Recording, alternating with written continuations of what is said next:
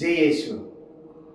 ഹെബ്രായർക്ക് എഴുതിയ ലേഖനം 13-ാം അധ്യായം 5-ാമത്തെ തിരുവചനം ഇങ്ങനെ നമ്മളോട് പറയുന്നുണ്ട്: നിങ്ങളുടെ ജീവിതം ദ്രവ്യാഗ്രഹങ്ങളിൽ നിന്ന് സ്വതന്ത്രമായിരിക്കട്ടെ, ഉള്ളതുകൊണ്ട് തൃപ്തിപ്പെടുകയും. ഞാൻ നിന്നെ ഒരു വിധത്തിലും ഉപേക്ഷിക്കുകയോ അവഗണിക്കുകയോ ഇല്ല എന്ന് അവിടുന്ന് പറഞ്ഞിട്ടുണ്ടല്ലോ.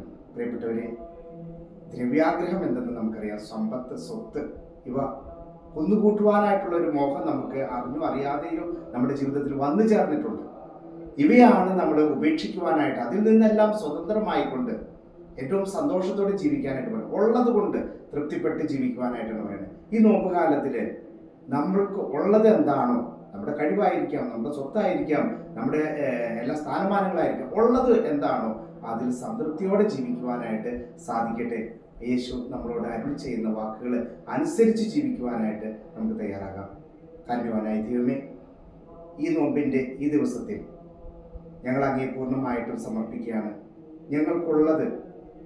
ഉള്ളതും ഉള്ളായ്മയും മനസ്സിലാക്കിക്കൊണ്ട് അതിൽ സന്തോഷത്തോടെ തൃപ്തിയോടെ ജീവിക്കുവാനായിട്ട് ഞങ്ങൾ അനുഗ്രഹിക്കണമേ. നിത്യപിതാവും പുത്രനും പരിശുദ്ധാത്മാവുമായ സർവേശ്വര എന്നേക്കും ആമേൻ.